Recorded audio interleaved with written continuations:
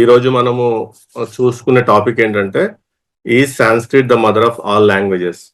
So జనరల్‌గా మనము వినేది ఏంటంటే భారతదేశంలో ఎక్కువగా రైట్ వింగ్ వాళ్ళు గాని, హిందుత్వవాదులు గాని ప్రచారం చేసేది ఏంటంటే, సంస్కృతము అన్ని భాషలకు తల్లి భాష లాంటిది. Means mother mother of all languages.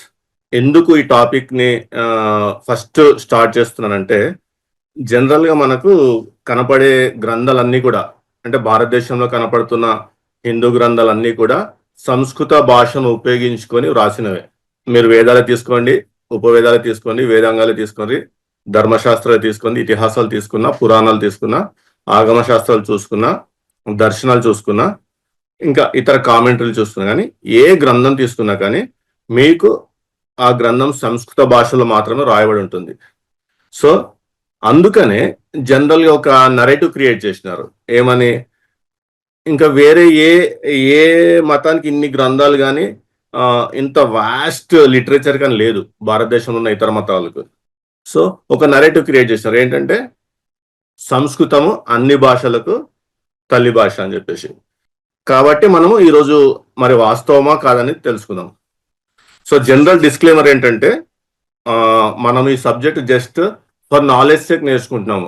ఇది ఈ సబ్జెక్టు తోని ఇతర మతస్థులను కించపరచడం కానీ, లేకపోతే ఒకరు తక్కువ ఒకరు ఎక్కువ అని ప్రతిపాదించడం కానీ అట్లాంటివి చేయటానికి కాదు. Just knowledge sake, and I'm not the final authority. You have every right to go back and recheck whatever I'm telling. నేను ఏది చెప్తున్నానో అన్ని కూడా మరలా మీరు రీచెక్ చేసుకొని సోర్సెస్ కన్ఫర్మ్ చేసుకొని then you receive it. Okay, ఈ ఆర్గ్యుమెంట్ కరెక్ట్, ఇది లాజికల్ గా ఉంది, ఇది రీజనబుల్ ఆర్గ్యుమెంట్, నేను చెప్పిందే ఫైనల్ అని మాత్రం ఎవరు తీసుకోవద్దు. Hope you got it. So general గా ఏదైనా సరే ఎవిడెన్స్ లేకపోతే హిస్టారికల్ ఎవిడెన్సెస్ కి కావాల్సిన సోర్సెస్ ఏంటంటే coins, artefacts, monuments, literary sources, documents, archaeological sites, oral transmissions, stone inscriptions, paintings, images and oral history. దేనికైనా సరే ఒకటి ఇది వాస్తవము అని స్థాపించడానికి ఇందులోనే ఈ పలు రకాల ఎవిడెన్సెస్ ని మనము స్టడీ చేస్తాము.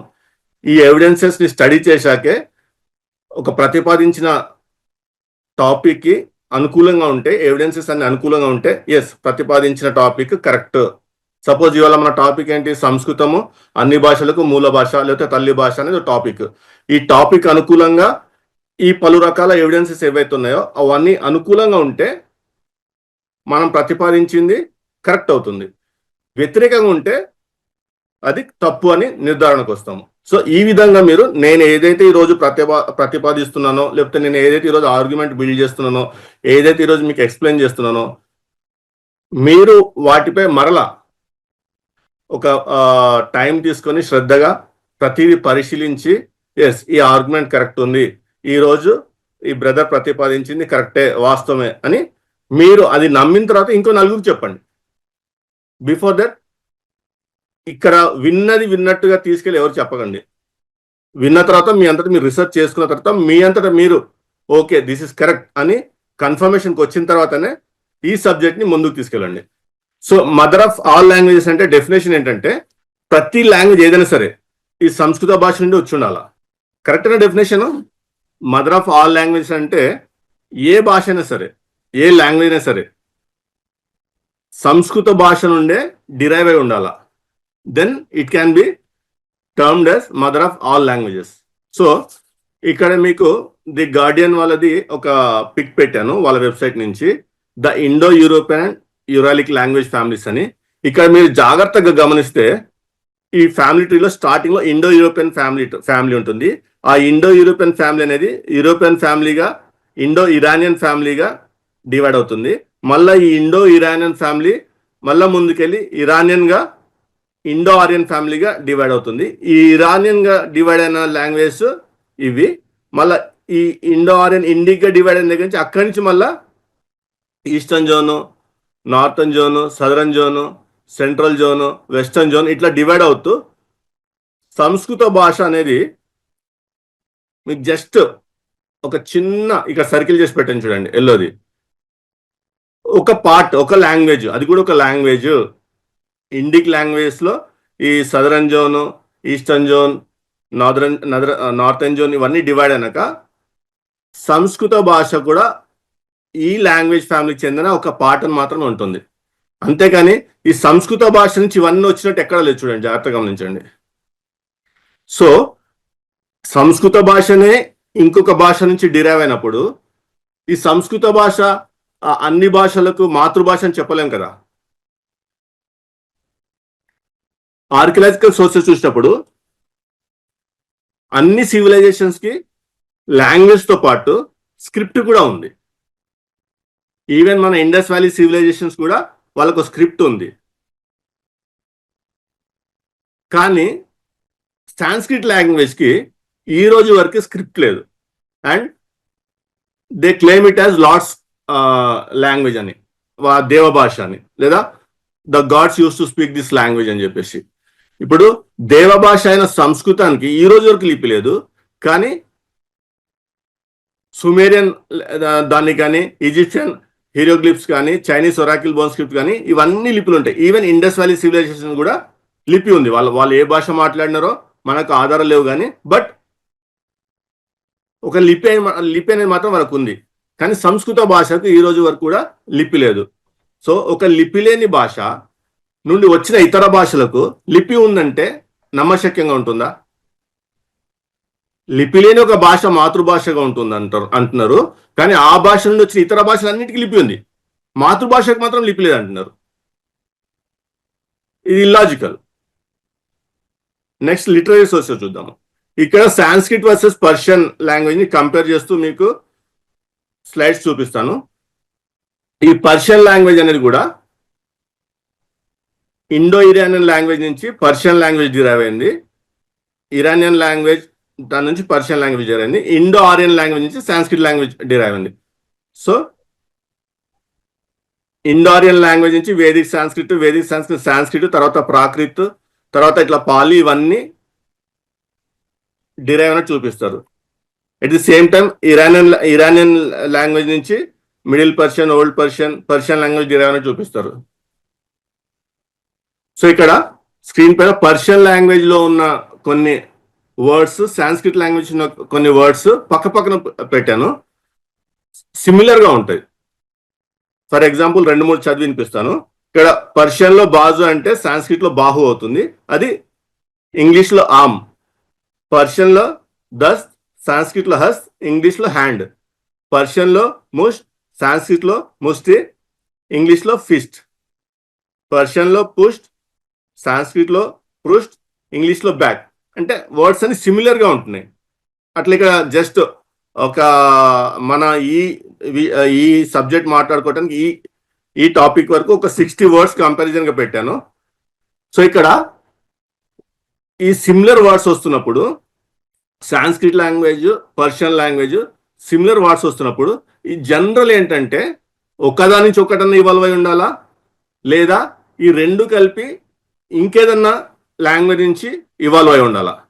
సో ఇది ఒకదాని నుంచి ఒకటి ఇవాల్వ్ అయినాయని చెప్పడానికంటే ఈ రెండు కలిపి ఇంకొక లాంగ్వేజ్ నుంచి ఇవాల్వ్ అని చెప్పడానికే మనకి ఎవిడెన్సెస్ ఉన్నాయి. ఎందుకంటే ఆల్రెడీ మీకు స్టార్టింగ్ లో ఇక్కడ చూపించాను, ఇండో యూరోపియన్ లాంగ్వేజ్ నుంచే Indo Iranian language, Indo Aryan language derive అని. ఇండో ఆరియన్ లాంగ్వేజ్ కి సంబంధించిన సాంస్క్రిట్ లాంగ్వేజ్, ఇండో ఇరానియన్ లాంగ్వేజ్ కి సంబంధించిన పర్షియన్ లాంగ్వేజ్.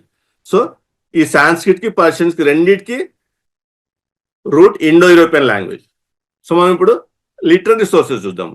ఏ లాంగ్వేజ్ కైనా సరే గ్రామర్ అనేది పెద్దపీట. ఇంగ్లీష్కి గ్రామర్, తెలుగుకి గ్రామర్, హిందీకి గ్రామర్, ఏ భాషకైనా సరే గ్రామర్. అలాగే సాంస్క్రిట్ కి కూడా గ్రామర్ ఉంది.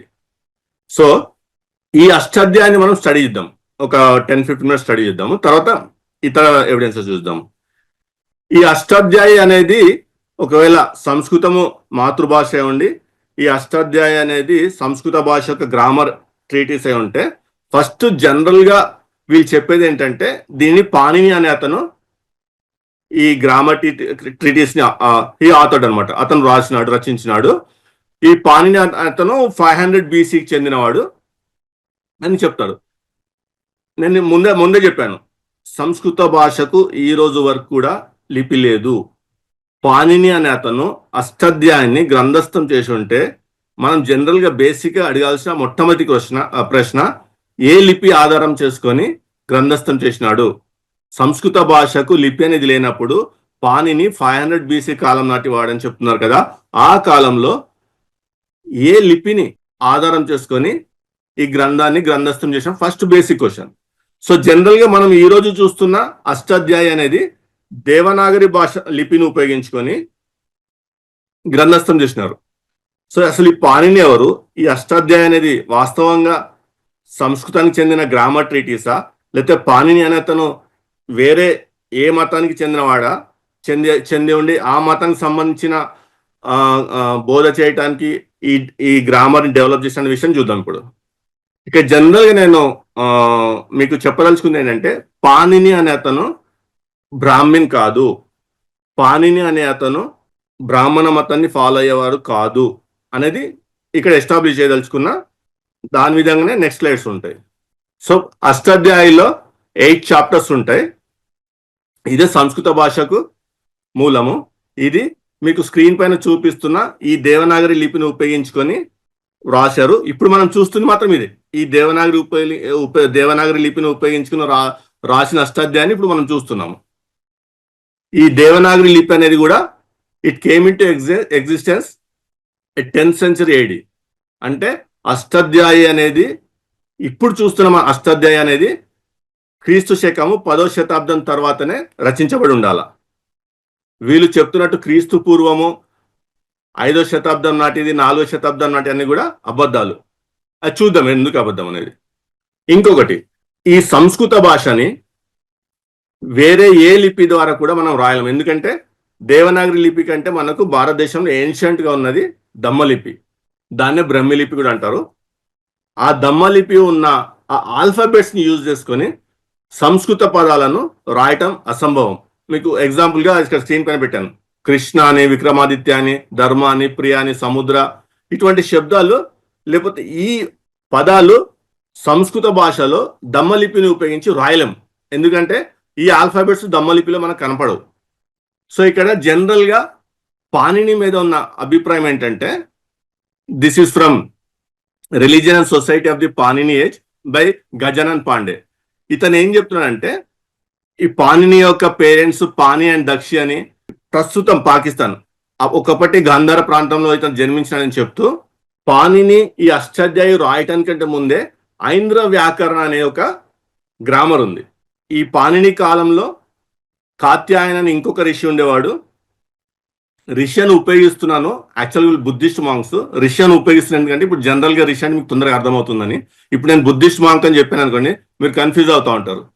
సో రిషియన్ ఉపయోగిస్తున్నాను ఫర్ ఫేర్ అండర్స్టాండింగ్. ఆ కాత్యాయన అనే అతనికిను ఈ పాణిని అతని మధ్య డిస్ప్యూట్ జరిగి లాంగ్వేజ్ విషయంలో ఐంద్ర వ్యాకరణకి వ్యతిరేకంగా పాణిని శివుడి యొక్క అనుగ్రహంతో అతను ఆ కాత్యాన్ని గెలవగా పాణిని మరలా ఇంకొక గ్రామర్ని రాయాలని చెప్పి నిర్ణయించుకుంటాడు. అంటే ఇంకొక గ్రామర్ ఇట్. సో అట్లా ఈ గజానన్ పాండే చెప్తున్న దాని ప్రకారం అష్టాధ్యాయి 4000 సూత్రాలు కలిగిన గ్రంథము. అంటే పాణిని అష్టాధ్యాయి గ్రంథస్థం చేసినప్పుడు అందులో 4000 సూత్రాలు ఉన్నాయని చెప్తున్నాను. ఇంకొకటి స్వర సిద్ధాంత చంద్రిక ఆధారంగా 3995 సూత్రాలు పాణిని అష్టాధ్యాయ గ్రంథంలో గ్రంథస్థం చేసినని చెప్తారు. సో అష్టాధ్యాయిలో కూడా మనం ఓపెన్ చేసినప్పుడు పరిచయ హక్కుకు అక్కడ 3995 సూత్రాలని, ఏది सर्व सिद्धांत चंद्रिका के अनुसार पाणिनि ने 3995 सूत्रों को, मल्ला निर्णय सागर संस्करण के अनुसार 3985 ने, तारानाथ वचस्पति के अनुसार 3965 सूत्रों की रचना की. यह నిర్వివాద అని చెప్పేసి ఇన్ని వేల సూత్రాలు పాణిని రచించినాడు అని చెప్పేసి స్పష్టంగా చెప్తున్నాడు. ఇక్కడ జాగ్రత్తగా ఆలోచించండి. పాణిని శివుని ఆగ్రహం పొంది ఈ అష్టాధ్యాయాన్ని రచించినాడని అంటున్నాం కదా. యాక్చువల్గా శివుడు ఎవరు అనేది మీరు తెలుసుకోవాలా. లంకావతార సూత్ర ప్రకారము బుద్ధున్నే ఆ సమయంలో బ్రహ్మగాను, విష్ణుగాను, ఈశ్వరుడిగాను లేదా మహాదేవుడిగాను పిలుచుకునేవాడు. మీకు స్క్రీన్ పైన ఎవిడెన్స్, నేను మాట్లాడే ప్రతిదానికి ఎవిడెన్స్ ఉంటుంది, you should go back and check the evidence, అంతే. అప్పుడే you will come to conclusion, నేను చెప్తుంది కరెక్టే అని చెప్పేసి. సో ఇక్కడ మనం నిర్ధారించబోయేది ఏంటంటే, పాణిని అనే అతను బ్రాహ్మిన్ స్కాలర్ కాదు, పాణిని అనే అతను సంస్కృత భాషకు గ్రామర్ ట్రీటిస్ రాయలేదు అని. సో పాణిని ఒక గ్రామర్ ట్రీటిస్ డెవలప్ చేసినాడు, మహాదేవుని యొక్క ఆశీర్వాదంతో ఒక గ్రామర్ ట్రీటిస్ ని డెవలప్ చేసినాడు. కానీ ఎందుకోసం డెవలప్ చేసినాడు, ఎవరి కోసం డెవలప్ చేసినాడు, ఆ గ్రామర్ ట్రీటిస్ ని ఎక్కడ ఉపయోగించారు, ఎవరు ఉపయోగించారు అనేది మనకు ముఖ్యం. ఇంకొకటి, ఇది పాకిస్తాన్ లో దొరికిన ఆర్కియలాజికల్ ఎవిడెన్స్. మధ్యలో బుద్ధుడు, ఇటుపక్క ఇంద్రుడు, బ్రహ్మ. సో ఇవన్నీ బుద్ధిస్ట్ లిటరేచర్ లో, బుద్ధిస్ట్ సంస్కృతంలో బుద్ధిస్ట్ ట్రెడిషన్స్ లో ఉన్న ఇంద్రుడు, బ్రహ్మ. ఇది బ్రాహ్మణ మతంలో ఉన్న ఇంద్రుడు, బ్రహ్మ కాదు, కన్ఫ్యూజ్ కావద్దు. నెక్స్ట్, టిబెటన్ బుద్ధిజంలో కూడా మహాదేవుడు అంటే ఇప్పుడు శివుని త్రినేత్రుడు కూడా పిలుచుకుంటారు, బట్ బోధిసత్వుని కూడా త్రినేత్రుడు అని పిలుస్తాడు. మీకు ఎవిడెన్స్ స్క్రీన్ పైన ఉంది. సో ఇక్కడ మనం అష్టాధ్యాయి చూస్తే, పాణిని అనే అతను ఒక గ్రంథం ఆధారంగా 4000 సూత్రాలని, ఇంకొక గ్రంథం ఆధారంగా 3990 సూత్రాలు రచించాడని మనం చూస్తాం. కానీ వాస్తవానికి ఈ అష్టాధ్యాయి అనేది, ఇప్పుడు మనం చూస్తున్న అష్టాధ్యాయి దేవనాగరి లిపి ఉపయోగించిన గ్రంథస్థం చేయబడింది కాబట్టి ఇది 10వ శతాబ్దం తర్వాతనే ఉనికిలోకి వచ్చింది. ఇప్పుడు మనము ట్రావెలర్స్ బుక్స్ లోంచి ఎవిడెన్స్ చూద్దాం. ఈ పాణిని గురించి వాళ్ళు ఏం చెప్తున్నారు, పాణిని రాసిన గ్రామర్ గురించి వాళ్ళు ఏం చెప్తున్నారు, అది ఏంటనేది స్క్రీన్ పైన పెట్టాను చూడండి. 630 AD టు 645 AD మధ్య కాలంలో హెన్సాంగ్ అనే అతను భారతదేశానికి వచ్చినాడు.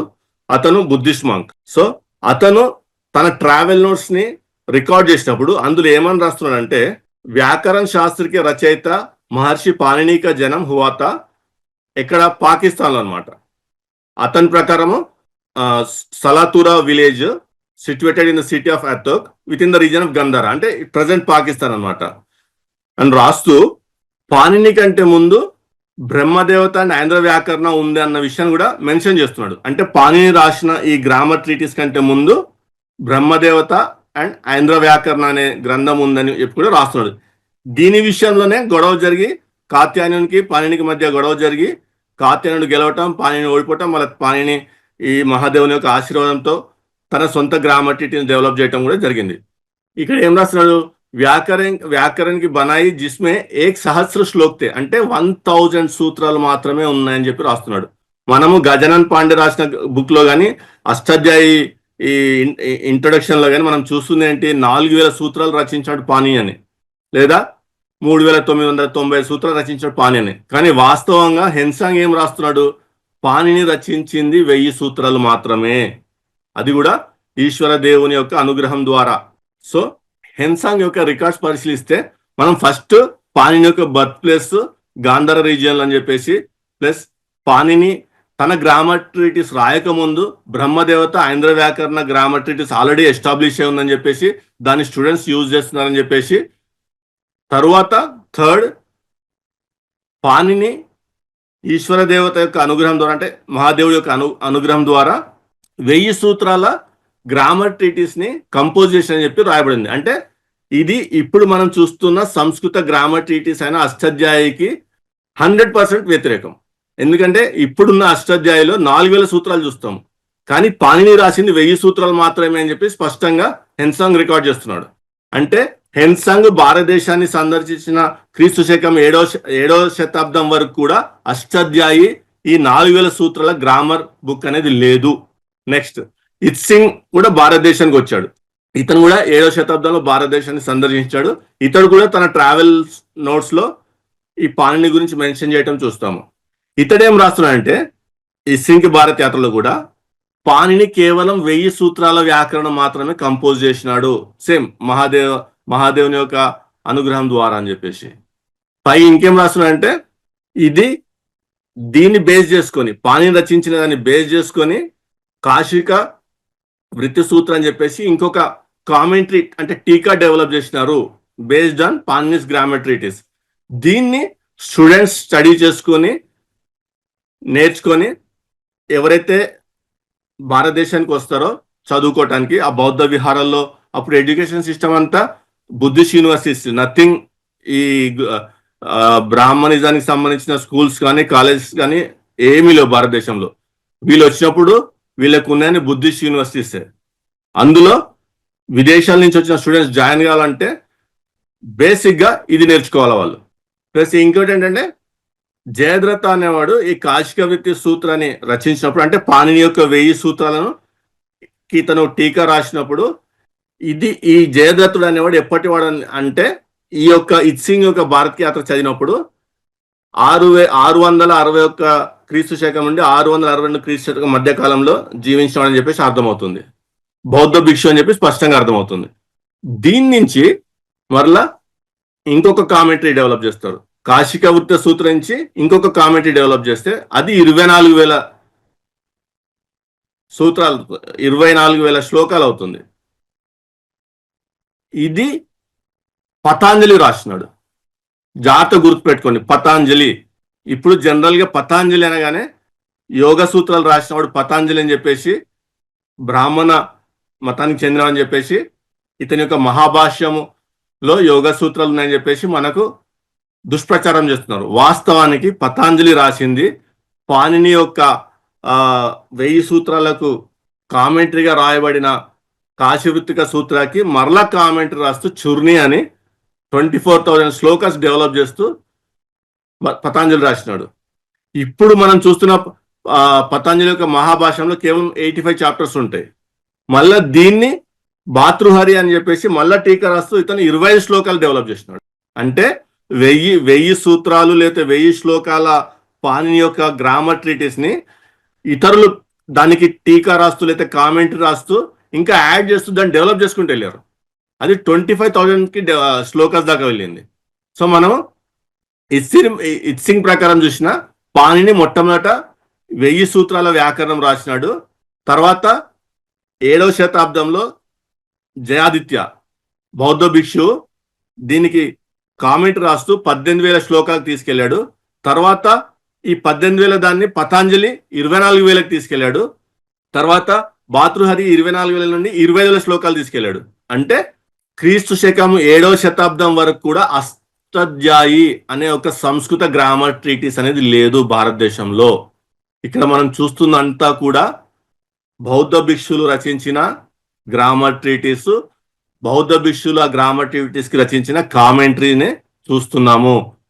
పాణిని కూడా బౌద్ధ భిక్షువే, పతాంజలి కూడా బౌద్ధ భిక్షువే, భాతృహరి కూడా బౌద్ధ భిక్షువే, జయాదిత్య కూడా బౌద్ధ భిక్షువే. వీళ్లకు బ్రాహ్మణ మతానికి ఎటువంటి సంబంధము లేదు. వీళ్ళ గ్రంథాలే సాక్ష్యం మనకు. ఎందుకంటే ఆ కాలంలో భారతదేశ చరిత్రను మనము ట్రావెలర్స్ బుక్ లోనే చూస్తూ ఉంటాం. నెక్స్ట్ అల్బురని అంటే ఇది 11th సెంచరీ ఏడికి సంబంధించిన వ్యక్తిత్వం. అల్బురని కూడా భారతదేశానికి వచ్చినప్పుడు అతడు కూడా భారతదేశంలో ఏమేమి చూసినాడు, ఎక్కడ ఏం చూసినాడు, ఏంటి అని చెప్పి అతను కూడా ఒక గ్రంథం రాసినాడు. అదే అల్బురనీస్ ఇండియా వాల్యూమ్ 1 చాప్టర్ 13లో భారతదేశంలో ఏమేమి గ్రామర్ బుక్స్ అవైలబుల్ ఉన్నాయి అని చెప్పి రాస్తూ ఒక లిస్ట్ ఇచ్చినాడు. ఇక్కడ మీకు ఇది కొద్దిగా బ్లర్ ఉంది అనుకుంటా. ఒక 8 లిస్ట్ ఇచ్చాడు. ఇందులో ఫస్ట్ ప్లేస్ వచ్చేసి ఐంద్ర వ్యాకరణం, అదే ఇంద్రుడికి అట్రిబ్యూట్ చేస్తున్న. మనం ఫస్ట్ నుంచి ఈ వ్యాకరణానికి వ్యతిరేకంగానే పాణిని తన వ్యాకరణం రచించినాడు అని చదువుకున్నాం కదా, అది ఫస్ట్.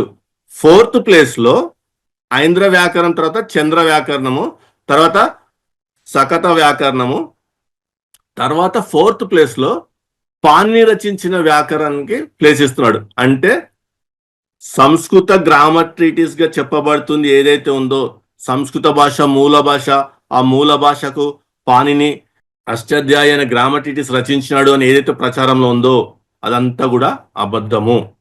భారతదేశంలో అష్టాధ్యాయి మాత్రమే గ్రామర్ ట్రీటీస్ కాదు, అష్టాధ్యాయి అది కూడా సంస్కృతానికి చెందింది కాదు.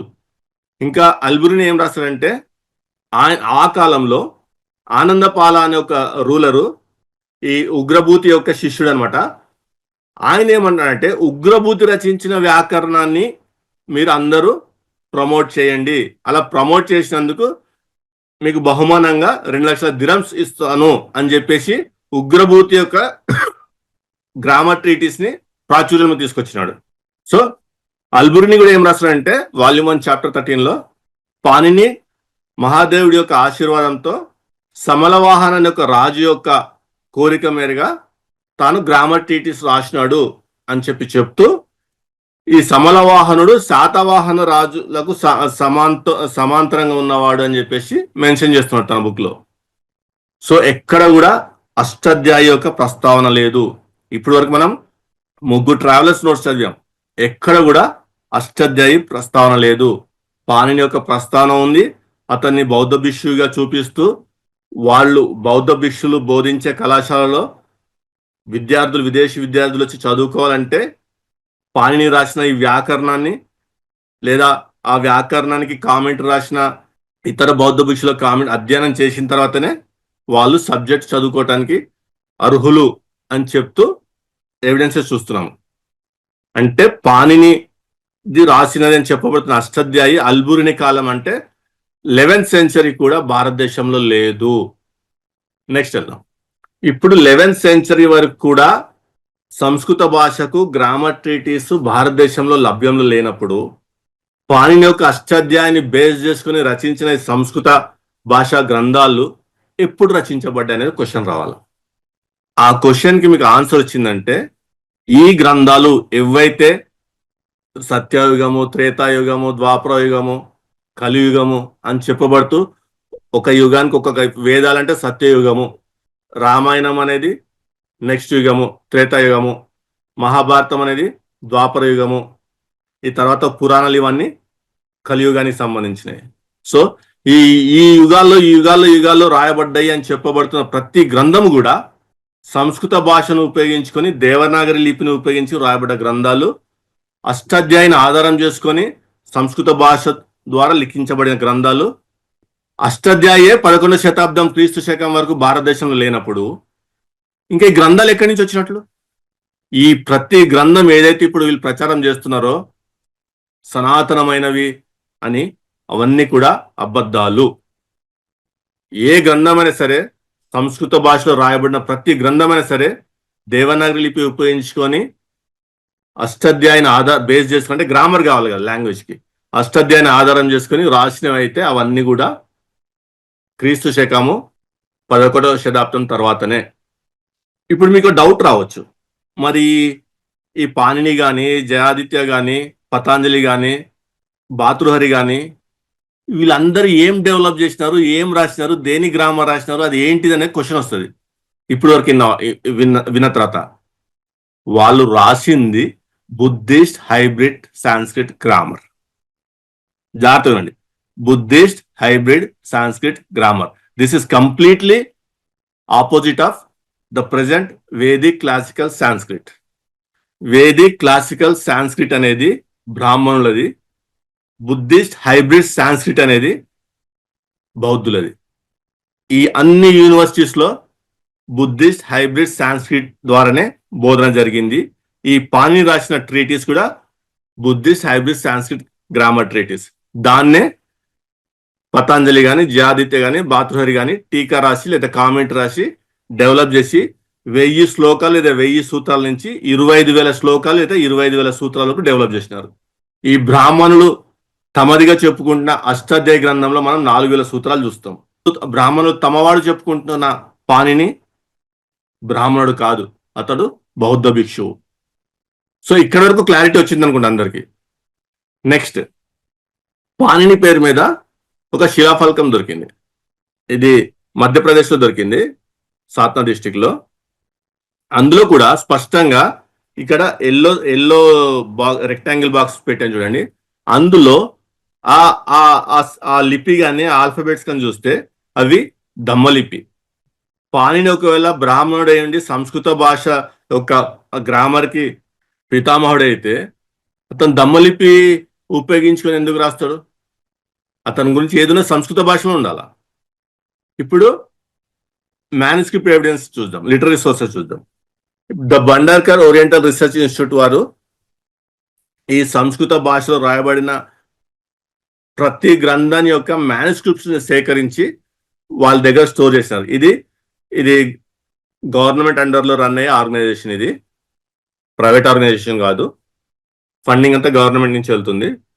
సో వీళ్ళ ప్రకారము పేపర్ మ్యానుస్క్రిప్ట్ వచ్చేసి క్రీస్తు శకము 1320 తర్వాత లభించింది.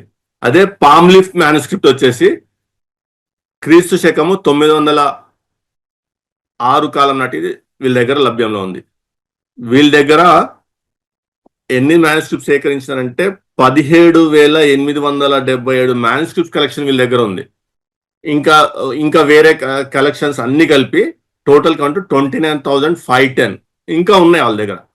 కానీ ఏది కూడా మీరు గమనిస్తే క్రీస్తు శకము 10వ శతాబ్దం తర్వాతనే, అది పామ్ లీఫ్ అన్నా కానీ పేపర్ కానీ ఏమన్నా కానీ, అంటే మ్యానుస్క్రిప్ట్ ఎవిడెన్స్ చూసినా కానీ సంస్కృత భాషను ఉపయోగించి వారు రాసుకున్న గ్రంథాలన్నీ కూడా క్రీస్తు శకము 10వ శతాబ్దం తర్వాతనే. ఇదే వాస్తవం. ఎందుకంటే వాళ్ళు ఉపయోగించిన లిపి దేవనాగరి లిపి. దేవనాగరి లిపి అనేది క్రీస్తు శకం 10వ శతాబ్దంలో సంపూర్ణంగా డెవలప్ అయింది. కాబట్టి వీళ్ళ గ్రంథాలకు మ్యానుస్క్రిప్ట్స్ అన్ని కూడా క్రీస్తు శకము 10వ శతాబ్దం తర్వాతనే అందుబాటులోకి వచ్చినాయి. అవే దొరుకుతున్నాయి ఎవిడెన్సెస్ గా. ఇంకొకటి చూద్దాం, ఇంకొక గ్రంథం చూద్దాము. అష్టాధ్యాయి చూసాము, ఇంకొకటి చూద్దాము. ఇప్పుడు చంద్రగుప్త అంటే మనకు ఇన్ జనరల్ గుర్తుకొచ్చేది చాణక్యుడు. చాణక్యుని అర్థశాస్త్రం కానీ చాణక్యుని నీతి శాస్త్రం కానీ ఒక గ్రంథం రాసినాడు. అది ఇప్పుడు మనకు సంస్కృత భాషలో లభ్యమవుతుంది. మెగాస్థెనిస్ అనేవాడు చంద్రగుప్త మౌర్య ఆస్థానంలో పీస్ అంబాసిడర్. సెల్యూకస్ మహారాజు చంద్రగుప్తునిపై ఓడిపోయినప్పుడు చంద్రగుప్తుడు అతని యొక్క కూతుర్ని వివాహం చేసుకున్నప్పుడు చంద్రగుప్తుని ఆస్థానంలోకి మెగాస్థెనిస్ ని పీస్ అంబాసిడర్ గా పంపిస్తాడు. ఇరు రాజుల మధ్య ఆ సమాధానం కంటిన్యూ, ఆ పీస్ అనేది కంటిన్యూ అయ్యేలా చూసుకునే బాధ్యత ఇతని మీద ఉంటుంది. ఇతను కూడా గ్రంథం రాసినాడు. మెగాస్థెనిస్ ఇండికా అని ప్రాచుర్యం ఉంది. ఇతను ఏం రాస్తున్నాడంటే, ఆ కాలంలో చంద్రగుప్తు మౌర్యుని కాలంలో భారతదేశంలో ఉన్న సమాజము 7 భాగాలుగా డివైడ్ అయి ఉంది. విద్వాన్ వర్గ్, కేతిహర్ వర్గ్, పశుపాలక్ వర్గ్, కారిగర్ వర్గ్, సైనిక్ వర్గ్, దుకాందారి వర్గ్, గరీబ్ వర్గ్. అంటే ఇంటెలెక్చువల్స్, ఫార్మర్స్, మళ్ళా పశువులను పాలించే వాళ్ళు, మళ్ళా కార్మికులు, సైనికులు, మళ్ళా షాప్స్ నడిపే వాళ్ళు, పేదవాళ్ళు. ఎక్కడ కూడా కుల వ్యవస్థను ప్రస్తావించలేదు. భారతదేశము బ్రాహ్మణులుగా, క్షత్రియులుగా, వైశ్యులుగా, శూద్రులుగా, అంటరాని వాళ్ళుగా వ్యవస్థ ఉంది అని మాత్రం రాయలేదు. కానీ చాణక్యుని అర్థశాస్త్రం చూసినప్పుడు మొత్తము మనువాద బ్రాహ్మణత్వమే కనపడుతుంది ఆ గ్రంథంలో. మీకు శ్లోకాలు చెప్పాను, మీకు PDF లో రిఫర్ చేసుకోండి. ఎక్కడ కూడా చంద్రగుప్తుని కాలంలో కానీ అశోకుని కాలంలో కానీ వీరు వేయించిన శిలాశాసనంలో కానీ ఎక్కడ కూడా వారి గ్రంథాలు లేదా బౌద్ధ సాహిత్యంలో కానీ ఎక్కడ కూడా ఈ చాణక్యుడినే కౌటిల్యుడని కూడా పిలుస్తారు, ఎక్కడ కూడా ప్రస్తావన ఉండదు. ఈ అర్థశాస్త్ర యొక్క ప్రస్తావన ఉండదు. ప్లస్ మీరు అశోకుని కాలంలో ఆ శిలాఫలకాలు పరిశీలిస్తే ఎక్కడ కూడా అశోకుడు సంస్కృత భాషను ఉపయోగించి శిలాఫలకాలు వేయించింది లేదు. చంద్రగుప్తుని కాలంలో అక్షర రూపంలో రాయటం ఇంకా స్టార్ట్ కాలేదు. అశోకుని కాలంలోనే అక్షర రూపంలో రాయటం స్టార్ట్ చేసినారు. ఇది చరిత్ర చెప్తుంది మనకు. సో వీళ్ళ భాష పాలి ప్రాకృత్. రాజు ఆ రాజ్యము పాలి ప్రాకృత్ భాషను అనుదిన సంభాషణకు ఉపయోగిస్తుంటే ఆ రాజ్యంలో రాజు యొక్క గురువు లేదా రాజ్యాన్ని అడ్మినిస్ట్రేషన్ హెడ్ లేదా మంత్రి అయిన ఈ చంద్రగుప్తుడు లేదా కౌటిల్యుడు సంస్కృత భాషను ఉపయోగించి అడ్మినిస్ట్రేషన్ ఎట్లా చేయాలని చెప్పి బుక్ రాస్తాడా? ఎటువంటి ఆధారం లేని విషయాలు ఇవి. ఇంకొకటి చూద్దాం. ఇప్పుడు వీళ్ళు గొప్పగా చెప్పుకుంటారు క్యాలెండర్ బ్రహ్మవిలకు బ్రాహ్మణులకు క్యాలెండర్ ఇచ్చారని చెప్పేసి, అంత మిత్. కాకపోతే అవే మనకు ప్రాచుర్యం ఉంది కాబట్టి చెప్తారు. వాళ్ళు ఏదో క్యాలెండర్ని సృష్టించినట్టు, సనాతనం నుంచి వాళ్ళు ఉన్నట్టు, భారతదేశంలో వాళ్ళ క్యాలెండర్ సనాతనం నుంచి ఫాలో అవుతున్నట్టు, ఇవన్నీ అబద్ధాలు చెప్తుంటారు. ప్లస్ ఆ క్యాలెండర్ని కూడా విక్రమ్ సావంత్ అని చెప్పి సంబోధిస్తారు. యాక్చువల్గా భారతదేశంలో క్యాలెండర్ స్టార్ట్ చేసింది ఇండోసైథియన్స్. బయటి నుంచి భారతదేశానికి వచ్చిన ఈ ఇండోసైథియన్స్ వారు ఫస్ట్ క్యాలెండర్ని డెవలప్ చేసినారు. అది శాక సంవత్. వీళ్ళు శకులు కదా, వీళ్ళని షాకాస్ అని కూడా అంటారు, ఇండో సైతియన్స్ షాకాస్ అని కూడా అంటారు. ఇది 78 BC నుంచి స్టార్ట్ అయింది. దీని కంట్రిబ్యూటర్స్ ఎవరు అంటే కుషాన్ డైనాసిటీ యొక్క కనిష్కుడు ప్లస్ అతని పూర్వీకుడైన శాస్తన అనేవాడు. వీళ్ళను ఓడించిన చంద్రగుప్త II లేదా విక్రమాదిత్యుడు ఈ క్యాలెండర్కి మార్పులు చేర్పులు చేసి వీరి యొక్క క్యాలెండర్ని తన పేరు మీదుగా విక్రమ సంవత్ క్యాలెండర్ అని చెప్పేసి చేస్తూ 78 BC నుంచి 57 BC తీసుకొచ్చి అక్కడి నుంచి స్టార్ట్ చేశాడు మార్పులు చేర్పులు చేసి. ఈ క్యాలెండర్నే బ్రాహ్మణులు తమ క్యాలెండరు బ్రహ్మ పురాణంలో బ్రహ్మ తమకు ఇచ్చినట్టుగా చెప్పుకున్నట్టు ఎవిడెన్స్ లేదు. బ్రహ్మ పురాణంలో బ్రహ్మ మరి ఎప్పుడు ఇచ్చినాడో వీళ్ళకు ఎవిడెన్స్ ఏం లేదు. కాకపోతే ఒక మిత్ క్రియేట్ చేసినారు స్టోరీ. క్యాలెండర్ కూడా వీళ్ళది కాదు. సో ఇట్లా ప్రతిదీ ఇతరులది వీళ్ళు తమదిగా ప్రాచుర్యం తీసుకొచ్చి వాళ్ళ వాయిస్ మెజారిటీ వాయిస్ కాబట్టి అదే మనం నమ్ముతున్నాం. నెక్స్ట్ ఎపిగ్రాఫికల్ ఎవిడెన్స్ చూద్దాం. స్టోన్ ఇన్స్క్రిప్షన్ కానీ కాయిన్స్ కానీ. ఇది archaeological survey of India website లో మనకేం కనపడుతుందంటే ఎర్లియస్ట్ లాంగ్వేజ్ ఏవైతే ఉన్నాయో అశోక కాలం లాంగ్వేజ్ ఇన్స్క్రిప్షన్స్ ఏవైతే ఉన్నాయో స్టోన్ ఇన్స్క్రిప్షన్ అశోక కాలం నాటియో అందులో వాడబడిన భాష ప్రాకృత్, గ్రీక్, అరామిక్. అశోకుడు వేయించిన శిలాశాసనాల్లో ఎక్కడ కూడా అశోకుడు భారతదేశం అంతా లేకపోతే అశోకుడు పాలించిన జంబూద్వీప ప్రాంతం అంతా కూడా అశోకుడు తనను తాను జంబూద్వీప పాలకుడుగా శాసనాలు వేయించుకున్నాడు. అతను పాలిస్తున్న భూభాగాన్ని జంబూద్వీపంగా పేర్కొన్నాడు. తనను తాను దేవానం పియదసిగా మెన్షన్ చేస్తూ శిలాశాసనాలు వేయించినాడు. అందులో ఎక్కడ కూడా సంస్కృత భాషను ఉపయోగించి ఒక్క శాసనం కూడా వేయించలేదు. ఇది ఆర్కియలాజికల్ సర్వే ఆఫ్ ఇండియా వాళ్ళు చెప్తున్న విషయం. వాళ్ళు ఇంకేం చెప్తున్నారంటే వాళ్ళ పాలి ప్రాకృత భాషని క్రీస్తు శకము 3వ శతాబ్దము 4వ శతాబ్దం తర్వాత ఈ గుప్తులు అధికారంలోకి వచ్చినాక మెల్లగా సాంస్క్రిట్ వైపు వెళ్ళారని చెప్పేసి చెప్తున్నారు. కానీ కాదు, ఇది కూడా తప్పే. నేను నెక్స్ట్ చూపిస్తాను ఎందుకు తప్పనేది. ఇంకోటి ఏం రాశారంటే ఆర్కియలాజికల్ సర్వే ఆఫ్ ఇండియాలో క్రీస్తు శకము 2వ శతాబ్దంలో దొరికిన యజ్ఞ శాతకర్ణి యొక్క కాయిన్స్ లో సంస్కృత భాషను ఉపయోగించబడింది అని చెప్పి రాస్తారు. కానీ అబద్ధం. ఇక్కడ మీకు right side extreme right side అది పెట్టాను చూడండి ఎవిడెన్స్. అందులో స్పష్టంగా ఏమని ఉంటుందంటే బ్రహ్మీ లిపిని ఆధారం చేసుకొని లేదా దమ్మ లిపిని ఆధారం చేసుకొని రాసిన ఈ కాయిన్ ఇది సంస్కృత భాష కాదు. ప్లస్ అశోకుడు తాను వేయించిన శాసనాల్లో కూడా నేను దమ్మ లిపిని ఉపయోగించి ఇది రాస్తున్నాను అని చెప్పి స్పష్టంగా మెన్షన్ చేస్తాడు. తన శాసనాలు అశోకుడు దమ్మ లిపిని ఉపయోగించి రాస్తుంది. ఎందుకంటే మీకు రైట్ సైడ్ ఎక్స్ట్రీమ్ రైట్ లో ఎవిడెన్స్ పెట్టాను చూడండి. ఎట్ ది సేమ్ టైం అశోకుడు వేసిన శాస్త్రాలు అన్ని కూడా ఖరోష్టి, గ్రీక్, అరామిక్, దమ్మలిపిలో కనపడతాయి. ఎక్కడ కూడా సంస్కృత భాషను ఉపయోగించలేదు. ఈవెన్ సముద్రగుప్తుడు తన శాసనాలు కూడా దమ్మలిపిని ఉపయోగించుకునే శాసనాలు వేయించారు, సంస్కృత భాష వాడేది. So archaeological survey of India వాళ్ళు చెప్తున్నట్టు గుప్తుల కాలంలో సంస్కృత భాష వర్ధిల్లింది అని చెప్తుంది కూడా నమ్మశక్యంగా లేదు. ఎందుకంటే వాళ్ళు వాళ్ళ పేర్లు కూడా సంస్కృతంలో రాయలేదు. ఇప్పుడు వీళ్ళు విక్రమాదిత్యుడని, చంద్రగుప్తుడు అని చెప్పేసి సాంస్క్రిటైజ్ చేసి వాళ్ళ పేర్లను మనకు పరిచయం చేసినా కానీ వాళ్ళ లెఫ్ట్ సైడ్ చూడండి స్క్రీన్ మీద, వాళ్ళు విక్రమాదిత్యుడు వేక్మాదత్, చంద్రగుప్తుడేమో చద్గుపత్ అట్లా రాసుకున్నారు పేర్లు. అంటే ఈ ప్రాకృత్ భాషలో దమ్మలిపిలోనే వాళ్ళ పేర్లు రాసుకున్నారు, సంస్కృత భాషలో వాళ్ళ పేర్లు రాసుకోలేదు. ఇప్పుడు మనము చంద్రగుప్తుడని, విక్రమాదిత్యుడని సంస్కరించబడిన సంస్కృత భాషలోని వాళ్ళ పేర్లను చదువుతున్నాం. కానీ లిటరల్ గా హిస్టరీలోకి వెళ్తే విక్రమాదిత్యుడి పేరు వేక్మాదత్, చంద్రగుప్తుడి పేరు చద్గుపత్.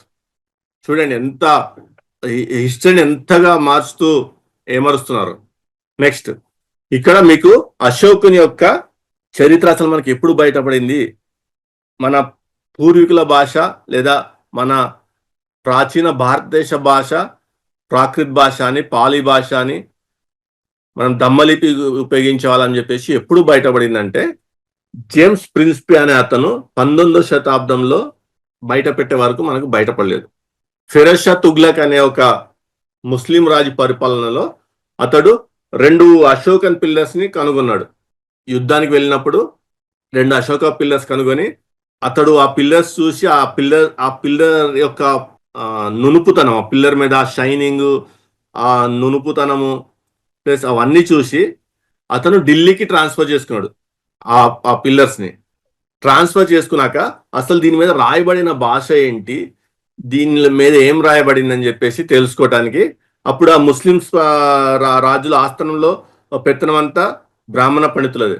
ఆ బ్రాహ్మణ పండితులను పిలిపించి దీని మీద ఏం రాయబడిందో చదివి చెప్పండి అన్నప్పుడు ఆ బ్రాహ్మణులు ఏం చేసినారంటే అది చదివి, ఇది మేము చదివినాము, ఇది గొప్ప రాజు సుల్తాన్ ఫిరోజ్ అనే పేరు గల రాజు ఉనికిలోకి వచ్చినప్పుడు ఇవి బయటపడతాయి అని చెప్పి ఇందులో రాయబడిందని చెప్పేసి ఒక యాజ్ యూజువల్ ఒక స్టోరీ అల్లేసి, ఒక పిట్ట కథ అల్లేసి ఆ ఫిరోజ్ షా తుగ్లక్ వినిపించేసినారు. ఇంకొక స్టోరీ ఏంటంటే ఇది మహాభారతంలో భీముడు ఉపయోగించిన గద, ఇందులో మహాభారతం స్టోరీ అంతా రాయబడినారని చెప్పేసి చెప్పినారని చెప్పేసి ఇంకొక స్టోరీ ఉంది. కానీ నేను ఎవిడెన్స్ ప్రకారము షామ్ సిరాజ్ అఫీఫ్ 14వ శతాబ్దం రాసిన అతని యొక్క తారిక్ ఈ ఫిరోజ్ షాహీ అనే ఒక క్రానికల్ నుంచి పెడుతుంది ఏంటంటే బ్రాహ్మణులు ఫిరోజ్ షా తుగ్లక్ చెప్పింది ఇది ఒక భవిష్యవాణి. ఈ ఇన్స్క్రిప్షన్ ఒక భవిష్యవాణి, ఇవి బయటపడినప్పుడు సుల్తాన్ ఫిరోజ్ అనే ఒక గొప్ప రాజు బయలుదేరుతాడు అని చెప్పేసి అది పిట్ట కథ. యాక్చువల్గా ఇక్కడ జేమ్స్ ప్రిన్సెప్ యొక్క కృషిని మనము మరవకూడదు.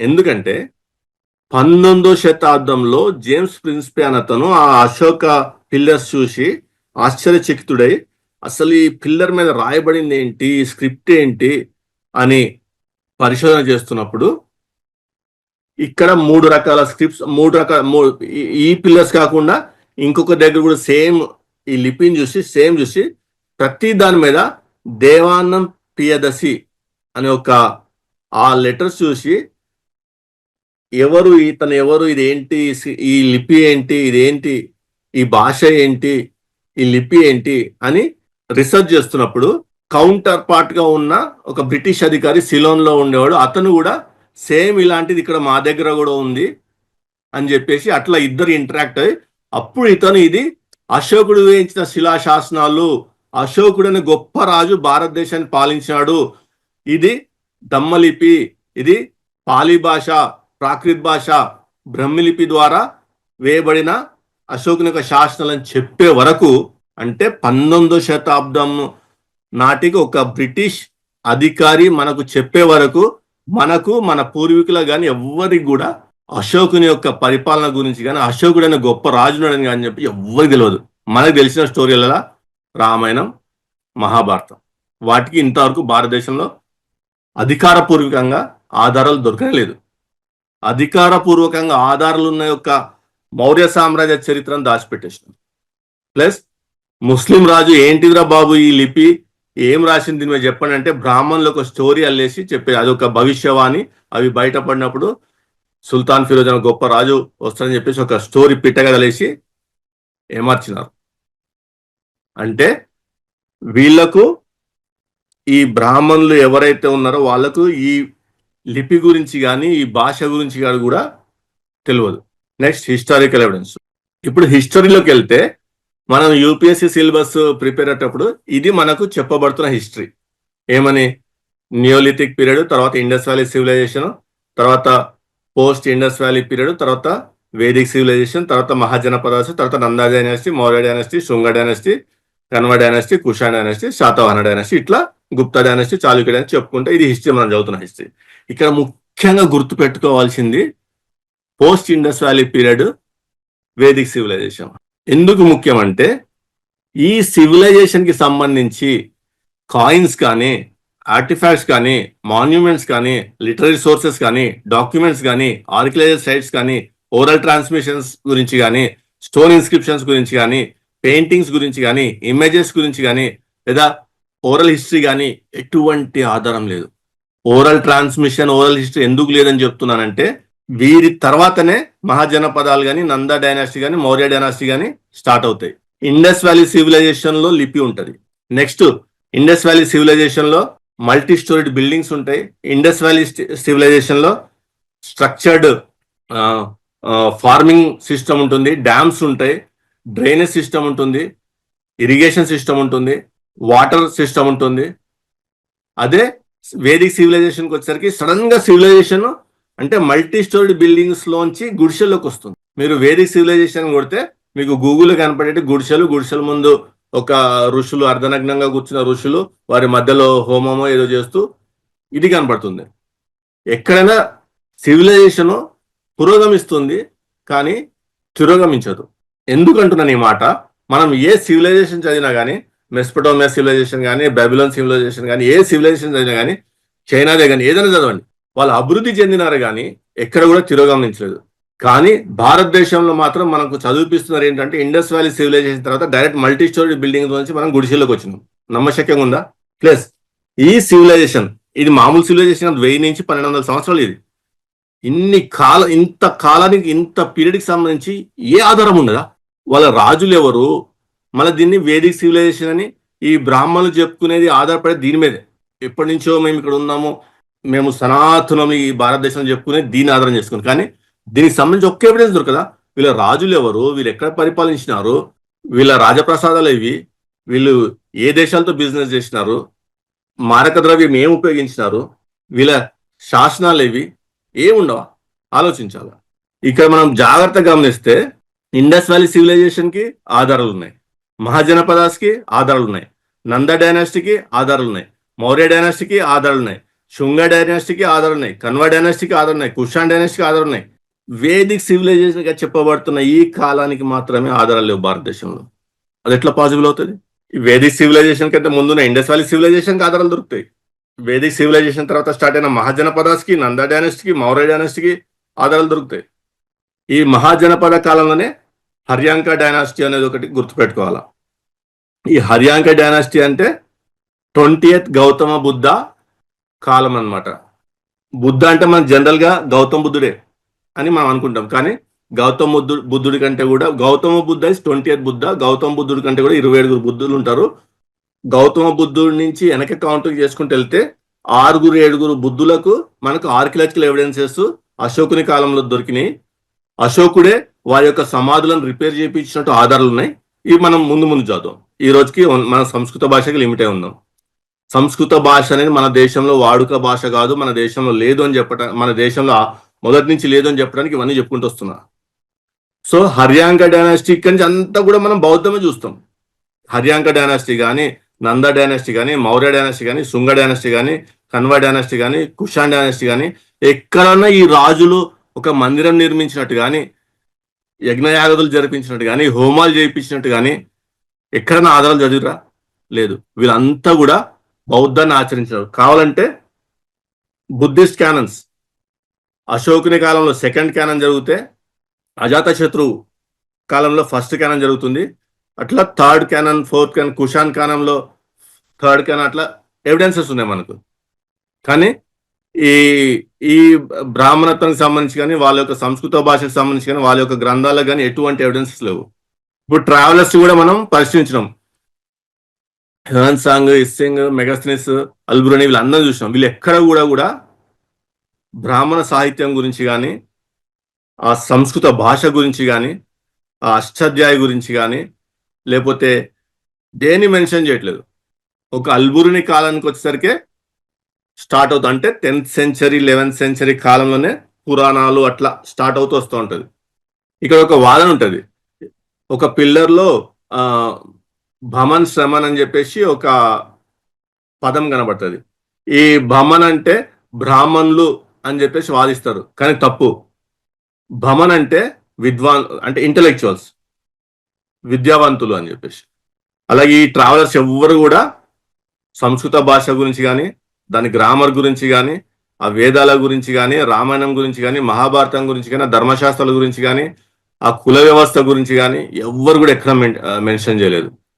ఇంకొకటి అరబ్ और భారత్ కే సంబంధ్ అనే ఒక బుక్ లో ఈ భారతదేశాన్ని బౌద్ధ దేశం అని చెప్పి పిలిచారు. హిందూ శబ్దం అనేది తర్వాత వచ్చిన శబ్దం. అల్బురుని అంటే 11వ శతాబ్దానికి కానీ ఈ పురాణాల గురించి మెన్షన్ చేయటం చూస్తాం మనం. సో ఇక్కడ ఏంటంటే ఇప్పుడు సంస్కృత భాష, దేవభాష, సంస్కృత భాష మన భారతదేశ భాష అన్నిటికీ మాతృభాష, మూల భాష అయి ఉంటే ఎవ్వరు కూడా సంస్కృత భాషని ఎందుకు ఉపయోగించినట్టు ఆధారాలు లేవు. ఎవరు కూడా సంస్కృత భాషను ఉపయోగించుకొని శిలాశాసనాలు కానీ వాళ్ళ అధికారిక భాష కానీ ఎక్కడో గుర్తించలేదు. ఇవన్నీ క్వశ్చన్స్ వస్తాయి. ఇట్లా వచ్చినప్పుడు ఇది ఎప్పుడు కూడా నేటివ్ లాంగ్వేజ్ కాదు అనేది తెలుస్తుంది మనకి. ధమ్మలిపి లేదా బ్రహ్మలిపి నుంచి ఇప్పుడున్న దేవనాగరి లిపి ఎవాల్యుయేషన్ ఎట్లా జరిగింది, లిపి ఇవాల్యుయేషన్ ఎట్లా జరిగింది అనేది కూడా జేమ్స్ ప్రిన్స్పీ చక్కగా వివరిస్తాడు. ఫస్ట్ సెంచరీ ఏం వాడినారు, second century, third century, fourth century, fifth century, sixth century, seventh century, ninth century, 10th సెంచరీకి వచ్చే నాటికి కానీ ఈ దేవనాగరి లిపి అనేది మనకు అందుబాటులో ఉంటుంది. ఈ లిపిని ఉపయోగించుకునే సంస్కృత భాషను ఉపయోగించుకొని బ్రాహ్మణ మత గ్రంథాలని రచించబడ్డాయి. ఇంతకుముందు వేరే లిపి ఉనికిలో ఉంది, దమ్మలిపి, బ్రహ్మలిపి ఉపయోగించి రాయొచ్చు అంటే రాయలేమని చెప్పేసి స్పష్టంగా మనకు ఎవిడెన్సెస్ ఉన్నాయి. ఇది time line of Indian scripts, general time line. ఈ గ్యాప్ గుర్తుపెట్టుకోండి, ఈ పెద్ద గ్యాప్. ఈ గ్యాప్ లో ఏం జరిగింది భారతదేశంలో ఏంటనే చరిత్ర అసలు లేనే లేదు. ఉంది చరిత్ర, కానీ మనకు చదువుకోవటానికి అందుబాటులో లేదు. ఎందుకంటే ఈ కాలంలో ఇతర సివిలైజేషన్స్ ఉన్నాయి, కానీ మనకు చదివించట్లేదు ఎక్కడ కూడా. ఇదిగోండి, మాల్వా కల్చర్ అని, అహర్బనస్ కల్చర్ అని రైట్ సైడ్ పేజ్ చూడండి, నేను రాసి పెట్టాను ఇక్కడ. 1700 BC నుంచి 1500 BC వరకు మాల్వా కల్చర్ అని, 2100 BC నుంచి 1500 BC వరకు అహర్బనస్ కల్చర్ అని, 2000 BC నుంచి 1500 BC వరకు ఓసిపి కల్చర్ అని, 2000 BC నుంచి 1800 BC వరకు సవాల్దా కల్చర్ అని, 1500 BC to 750 BC Chiran culture అని, 1400 BC టు 700 BC జార్వే కల్చర్ అని. ఈ కల్చర్స్ అన్ని కూడా మీరు గూగుల్ చేస్తే మళ్ళీ కల్చర్స్ గురించి స్పష్టంగా మనకు కనపడుతుంది. కానీ ఎక్కడ కూడా మన ఎడ్యుకేషన్ సిస్టమ్ ఈ కల్చర్స్ గురించి బోధించలేదు. ఈ పీరియడ్ ని డార్క్ పీరియడ్ గా చూపించేసి వేదిక్ సివిలైజేషన్ చెప్పేసి నామకరణం చేసినారు. మళ్ళా ఈ సివిలైజేషన్ తర్వాత హర్యాంక డైనాసిటీ ఉంది, శిశునాగ డైనాసిటీ ఉంది, నంద డైనాసిటీ ఉంది, మౌర్య డైనాసిటీ ఉంది. ఇవన్నీ కూడా బౌద్ధాన్ని పాటించిన రాజ్యాలు. ఎక్కడ కూడా వీరు హిందూ మతాన్ని పాటించిన ఆధారాలు లేవు. ఇండస్ వ్యాలీ సివిలైజేషన్ కూడా హిందూ మతాన్ని పాటించిన ఆధారాలు లేవు. వాళ్ళ లిపికి సంస్కృత భాషకి సంబంధమే లేదు. ఇంకొక ఆర్గ్యుమెంట్ ఏంటంటే, గ్రంథ లిపిని ఉపయోగించుకొని సంస్కృత భాష రాయొచ్చు, ఈ గ్రంథ లిపిని ఉపయోగించుకొని సంస్కృత భాష గ్రంథాలు రాయొచ్చు అని చెప్పేసి వాదిస్తారు. కానీ ఈ రోజు కూడా మనము చెదురుమదురుగా రాతి ఫలకాలు లేకపోతే రాగి పత్రాల్లో ఈ లిపి ఉపయోగించినట్టు చూసినాం, కానీ ఎక్కడ కూడా ఈ లిపి ఉపయోగించి గ్రంథం రచించినట్టు ఆధారాలు లేవు. అట్లా చూసినా కానీ ఇది 6వ శతాబ్దం నుంచి క్రీస్తు శకం 12వ శతాబ్దం వరకు డెవలప్ అయిన స్క్రిప్ట్ ఇది కూడా. దీని తర్వాత వచ్చిన శారదా లిపి ఉంటుంది, దాన్ని ఉపయోగించి రాసినారన్నా కానీ ఆధారాలు లేవు. శారదా లిపి తర్వాత నగరి స్క్రిప్ట్ ఉంటుంది, నగరి లిపి నుంచి మళ్ళీ దేవనాగరి స్క్రిప్ట్ డెవలప్ అవుతుంది. దేవనాగరి లిపి నుంచి ఉపయోగించుకొని రాసినారు. ఇక జనరల్ ఒక క్వశ్చనర్ మనం తయారు చేసుకుంటే, ఇప్పుడు what is the language of Brahmins అంటే సాంస్క్రిట్, వాళ్ళ దేవ భాష కూడా సంస్కృతమే. ఆ సంస్కృత భాషకు లిపి ఆర్ ఆల్ఫాబెట్స్ ఉన్నాయంటే ఆ సంస్కృత భాషకు లిపి లేదు. వాళ్ళ ఒక బ్రాహ్మణ సనాతన ధర్మ గ్రంథాలు రాసుకుంటానికి ఉపయోగించిన భాష ఏదంటే సంస్కృత భాష. మరి ఆ సంస్కృత భాషను ఉపయోగించుకొని రాసిన గ్రంథాలు ఏ లిపి ద్వారా గ్రంథస్థం చేసినారంటే దేవనాగరి లిపి. అంటే దేవనాగరి లిపి ఉనికిలోకి ఎప్పుడు వచ్చింది నెక్స్ట్ ప్రశ్న వేసుకుంటే క్రీస్తు శకం 9వ శతాబ్దము. ఫైనల్ గా అసలు ఈ సంస్కృత భాష అన్ని భాషలకు మూల భాష అని చెప్పుకుంటూ, దేవ భాష అని చెప్పుకుంటూ ఈ సంస్కృత భాషను ఉపయోగించి రాసుకున్న గ్రంథాలన్నీ ఎప్పుడు లిఖింపబడ్డాయి అంటే only answer after 9th century AD, క్రీస్తు శకము 9వ శతాబ్దం తర్వాతనే. సో మీరు ఎప్పుడు గుర్తు పెట్టుకున్నా కానీ ఈ పీరియడ్ మర్చిపోవద్దు. ఈ 1000 సంవత్సరాలు అయితే 1200 సంవత్సరాల కాలాన్ని మర్చిపోవద్దు. ఈ కాలం ఉంది అని వాళ్ళు ఆధారాలు చూపించలేదు, ఇంతవరకు ఎటువంటి ఆధారాలు చూపించలేదు. కానీ మనం బోధిస్తున్నారు, ఎడ్యుకేషన్ సిస్టమ్ వాళ్ళ చేతిలో ఉంది కాబట్టి మనం చదువుతున్నాం. ఈ కాలానికి అటువైపున ఇండస్ వ్యాలీ సివిలైజేషన్ కును, ఈ కాలం తర్వాత వచ్చిన అన్ని కల్చర్స్ కిను, అన్ని రాజ్యాలకును ఆధారాలు ఉన్నాయి. ప్లస్ ఈ కాలంలో చెప్పబడని మనకు చదువుపించని ఈ కాలంలో కూడా ఇతర సివిలైజేషన్ ఉన్నట్టు మనము ఆధారాలు ఉన్నాయి. కాబట్టి సంస్కృత భాష భారతదేశ ఏ భాష కూడా మూల భాష కదా, అది అదొక లాంగ్వేజ్. అన్ని భాషలకు అదొక language. Indo European family tree నుంచి ఉద్భవించిన ఒక లాంగ్వేజ్ అంతే.